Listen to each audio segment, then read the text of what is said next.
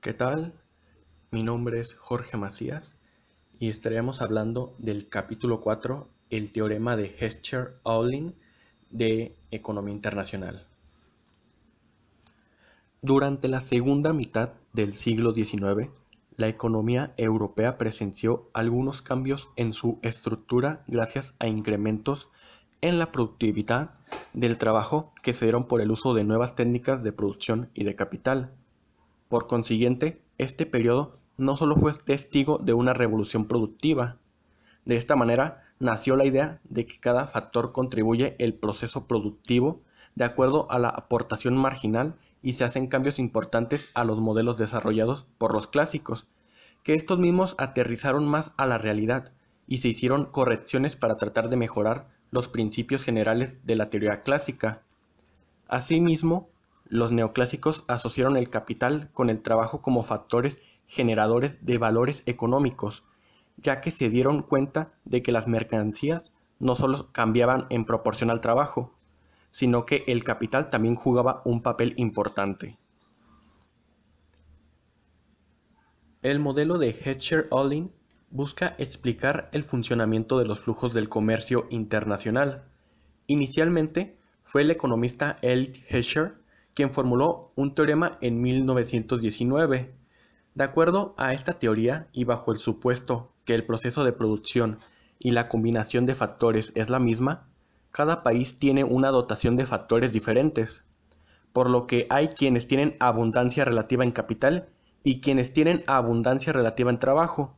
Así, aquellos que son ricos en capital deben exportar bienes intensivos en capital, mientras que los países abundantes en mano de obra deben exportar bienes intensivos en trabajo, lo que significa que estos países tenderán a especializar su producción en los bienes que utilizan intensivamente de sus recursos abundantes. Bueno, de acuerdo a qué teorías del comercio internacional influyeron a este modelo, en primer punto estuvo el modelo de la ventaja absoluta, que solo toma en cuenta la productividad de la mano de obra.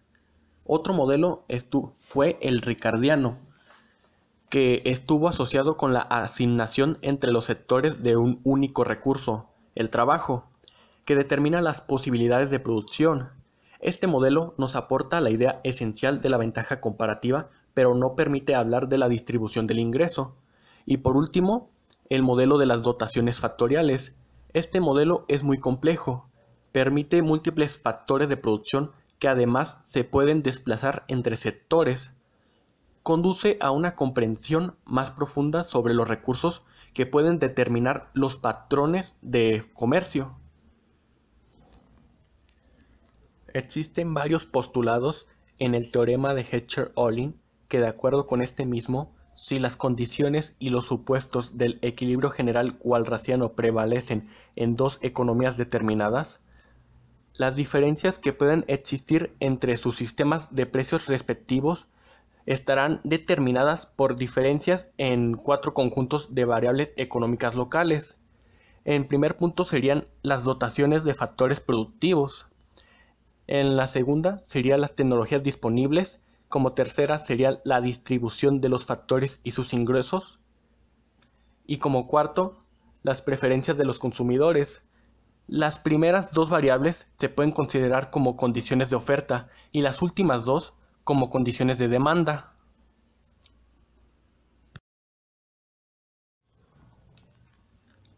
La teoría de Heckscher-Ohlin se basa en los siguientes supuestos. Hay dos naciones, dos bienes y dos factores de producción, que en tal caso son el trabajo y el capital. Ambas naciones se sirven en la misma tecnología en la producción. También que el bien X es intensivo en trabajo y el bien Y es intensivo en capital para ambas naciones.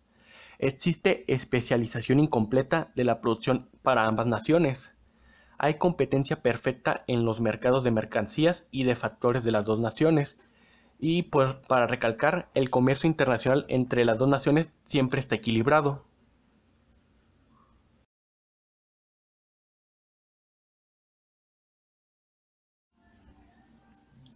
Existen varios teoremas de este modelo.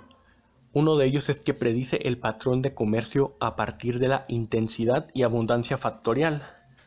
Otro es que afirma que una nación exportará la mercancía cuya producción requiera el uso intensivo del factor relativamente abundante y barato, e importará la mercancía cuya producción requiera el uso intensivo del factor relativamente escaso y caro. Dentro de esta teoría de dotación de factores, se asume que la tecnología, los gustos y las preferencias son similares entre todos los países. Y cabe recalcar que el país con mayor recurso, ya sea tierra, trabajo o capital, tiene que exportar el factor con el que cuenta dentro de su nación. Por lo tanto, tiene la facilidad de exportar el producto que obtiene como resultado de la explotación de dicho recurso, ya que satisface y excede la necesidad que tiene su nación.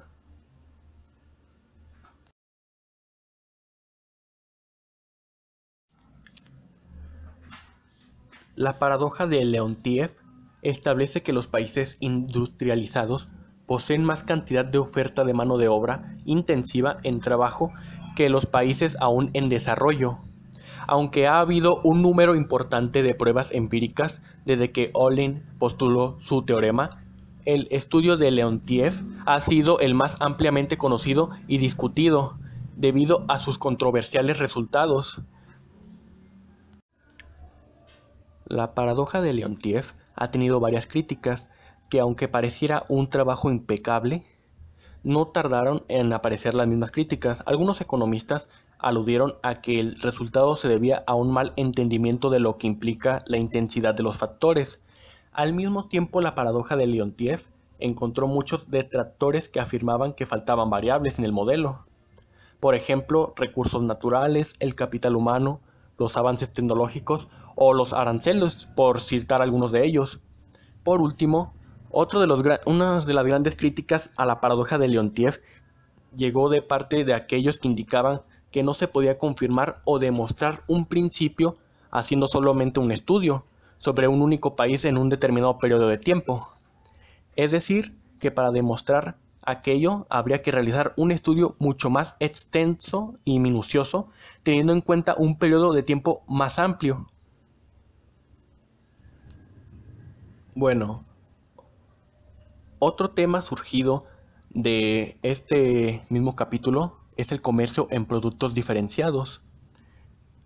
El modelo de competencia monopolística y economías de escala que utilizamos para explicar el comercio intraindustrial entre países asume la existencia de bienes diferenciados, de los cuales se producen distintas variedades, y de ahí que los países estén interesados en comercializar el mismo producto.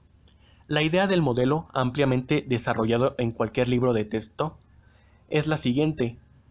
La producción de bienes diferenciados está sujeta a unos costes fijos iniciales, de manera que el coste medio o unitario disminuye con la escala de producción. Esto es, que existen economías de escala en la producción. Por otra parte, el grado de diferenciación de los bienes permite a los productores fijar precios por encima de los competitivos y que se pueden reducir costes unitarios. En consecuencia, tras los procesos de apertura e integración comercial, como la formación de áreas de libre comercio o uniones aduaneras, deberíamos observar un aumento del comercio en productos diferenciados entre los países implicados. Bueno, para terminar con la teoría, también existe el apartado de costes de transporte. En este, el teorema central del mismo modelo determina la especialización y dirección de los flujos de comercio que constituyen el resultado más conocido de la teoría y determina el patrón sectorial y geográfico del comercio. La inclusión de los costes de transporte puede reducir el flujo de los intercambios, pero en ningún caso revertir la configuración del patrón.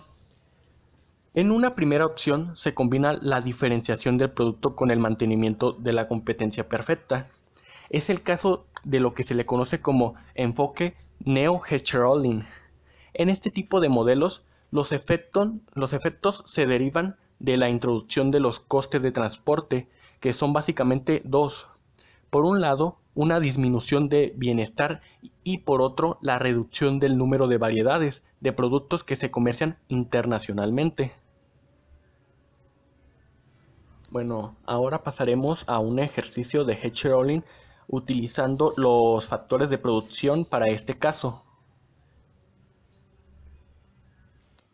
Bueno, iniciemos con el ejercicio, que primeramente las características de este problema es que habrá dos países, dos bienes y factores de producción, que en este caso serán L y K. Debemos reconocer que habrá un país abundante y un bien intensivo.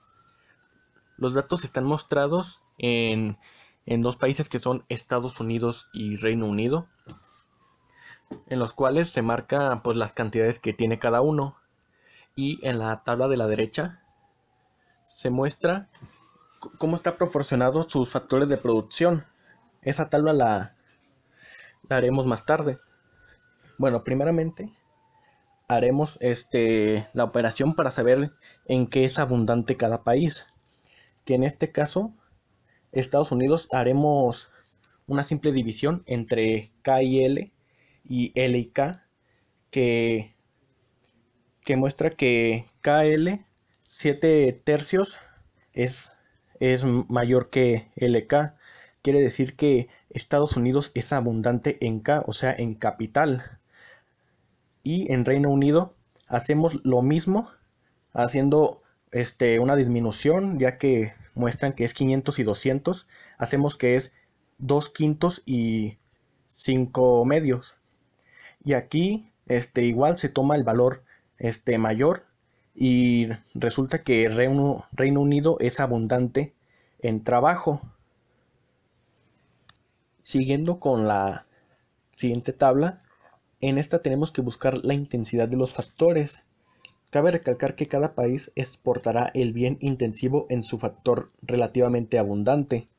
Aquí hacemos lo mismo, tenemos que dividir K y L dependiendo el bien que se trate. En T sería trigo y en P sería paño. Entonces, si hacemos la división, tendremos que en K y L, en paño y en trigo, en Reino Unido da que 3 es intensivo en K en el bien trigo, y en Estados Unidos, también haciendo la división entre K y L en paño y en trigo, se muestra mayor el 1.5 que 1.4. Entonces quiere decir que en capital sobre trabajo, el 3 y el 1.5 son intensivos en K, y ya que los dos son trigos, entonces quiere decir que ambos países son intensivos en el bien trigo. Y del otro lado, la división está al revés, tomando en cuenta también las divisiones. En Reino Unido es mayor 0.6 que 0.33. Eso quiere decir que el bien paño en esta división es mayor que el trigo, y en Estados Unidos igualmente 0.71 es mayor que 0.667. En este lado quiere decir que en ambos países son intensivos en L en el bien paño.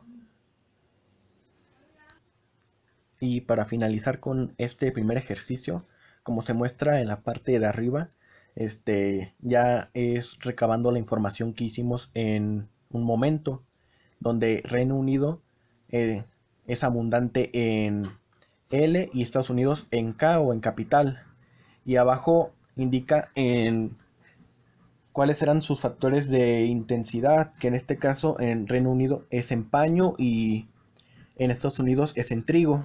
Aquí pues se recalca pues los puntos, lo que pues en qué se especializa o en qué se debe de especializar cada país, e indica que Reino Unido es abundante en trabajo. El paño que tiene Reino Unido es intensivo en el mismo trabajo, y Reino Unido debe de producir paño, que debe ser lo que más pues, puede sacar más provecho en el comercio con otro país, al revés que con Estados Unidos, que Estados Unidos es abundante en capital y depende en el trigo, es intensivo también en K. Entonces Estados Unidos debe de producir trigo y ya entre ambos países deben ejercer un comercio y mostrando pues más bien qué bien o qué mercancía les favorece producir para comerciar, que en este caso pues cada uno va a hacer un producto y de ahí mismo inicia el comercio. Recordemos que hay que buscar ese bien que es intensivo o a lo que tenemos en abundancia y en este caso pues lo buscamos para saber qué es lo que debería de tener, eh, bueno, qué es lo que debería de producir cada país para sacar su mayor provecho a su economía. Bueno, esta es la segunda parte del ejercicio. Cabe recalcar que los datos que estamos utilizando pues no son continuos a los que estábamos haciendo en el ejercicio anterior, estos ya son diferentes. Bueno, cabe recalcar que aquí ya tenemos puntos de autarquía, el punto B de especialización incompleta y tenemos los términos de intercambio ya está todo hecho. Para poder graficar el comercio que tendrían los dos países. Para poder seguir con estos datos, yo recomiendo hacer regla de 3 para tener un poco más de información a la hora de estar graficando. En este caso, ya que en Estados Unidos la pendiente es de 5 medios en el punto A, estaríamos convirtiéndolo a 2 paños y 5 trigos. De igual manera, en Reino Unido son 3 paños y 2 trigos el tener 2 tercios de pendiente. Vamos a poner el punto A de cada país abajo de este mismo y haremos una regla de 3 en donde tendríamos que sacar los puntos máximos de cada país. En este caso, Estados Unidos tendría que multiplicar el 45 por el 5.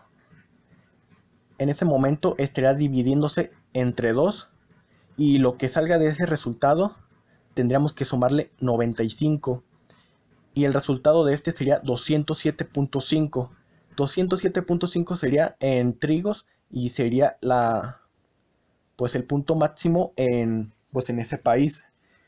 Y del otro lado haríamos pues la misma regla, pero ahora pues con el 95 que estaría multiplicando por el 2.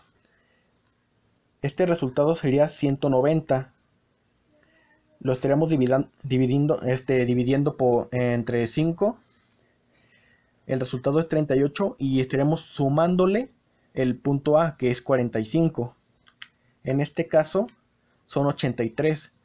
83 paños es el punto máximo de Estados Unidos y ya tendremos nuestros dos puntos máximos, 83 y 207.5.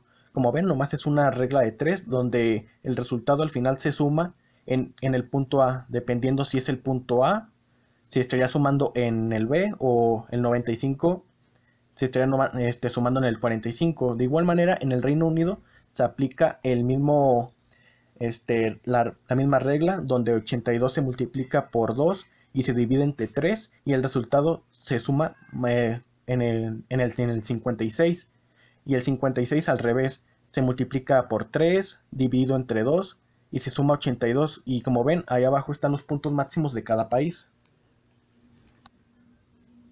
Como se puede notar en la pantalla, así es como quedaría la gráfica con los datos recabados, teniendo el punto B de cada país en un extremo de la gráfica, dando a conocer que es donde se va a estar especializando el país, que en este caso Estados Unidos estaría especializándose en trigo y Reino Unido en paño. Bueno, para sacar los resultados de la especialización incompleta, tomemos los datos A y B de cada país, que en este caso, pues en Reino Unido, como se indica, es pues abundante en trabajo y Estados Unidos en capital. Aquí tendremos que exportar e importar para poder sacar el punto E. Como en el anterior gráfico ya estaba dado, tenemos que aquí hacer el procedimiento. Como Reino Unido está especializándose en paños, pondríamos 127 paños del punto B y lo estaríamos restando por 50. Esto daría 77. Y en la importación estaríamos utilizando también el punto B, que es 26 trigos, y le estaríamos sumando 57. Y en este caso, pues el punto es 77,83 para Reino Unido. Y no solo para él, también para Estados Unidos. En Estados Unidos estaría utilizando 140 trigos de su punto B y estaría restándose por 57 paños. Digo, 57 trigos. Este resultado da 83 trigos. En importaciones se estaría sumando el 27 paños más el 50 paños. 27 paños y 50 paños darían 77 paños. Y al igual que Reino Unido, el punto E está conformado por 77 paños y 83 trigos. Bueno, entonces así es como quedó la gráfica con los datos ya recabados de la especialización incompleta y de la regla de 3. Como se indica en la pantalla, dice que hay que comerciar entre el punto A y el punto B para que cada país pueda encontrar, bueno, para que puedan encontrar el punto E entre estos dos países. Como se nota, este punto E está como la mitad de estos dos países, es donde existe un equilibrio. Y así es como se puede apreciar los triángulos, es el comercio que puede tener cada país. Como pueden notar en los triángulos, eh, ahí está los términos 57 y 50. Estos términos los utilizamos en la especialización incompleta para poder sacar pues esta gráfica. Ven que pues, restamos y sumamos con el punto B de cada país. Este es el resultado, ya que en ambos países se tiene que utilizar para poder llegar al punto E. Como ven, el 127 paños de Reino Unido se tiene que restar 50 y como quedó en la especialización incompleta fue de 77 paños. Al igual, aquí tendríamos que sumar 57 trigos. Como indica en el punto B de Reino Unido, tenemos 26. Si sumamos 26 y 57, tenemos 83. Entonces, el sumar el sumar y restar estos números da como resultado el punto E, al igual que el caso de Estados Unidos. Si sumamos y restamos estos dos números en la especialización incompleta, ya tenemos, pues ya tenemos la gráfica hecha con el punto E incluido y el comercio, bueno, el comercio que se puede obtener en estos países. Y ya para finalizar, solo tenemos las ganancias que tienen cada país, dependiendo pues el triángulo que se ilustraba en la gráfica. Bueno, para obtener las ganancias, como se indica, es restar E menos A, o sea, el punto E menos el punto A de cada país. Aquí ya tenemos el punto A y el punto E de cada país. Ese acomodo, pues ya lo pueden acomodar como ustedes quieran. Aquí, tenemos que restar 77 paños y 82 paños de Reino Unido, que da menos 5 paños. Y en trigos es 83 trigos menos 53, que el resultado es 27. Al igual, Estados Unidos se resta 77 paños y 45 paños, que da como resultado 32 paños. Y del otro lado, pues se resta 83 trigos y 95 trigos para dar menos 12 trigos. Y ya de esta manera, obtienes las ganancias. Ya tienes pues el procedimiento hecho. Esto ya es la parte final de cómo sacar pues la gráfica con la teoría de Hechter-Ohlin, y pues sería todo.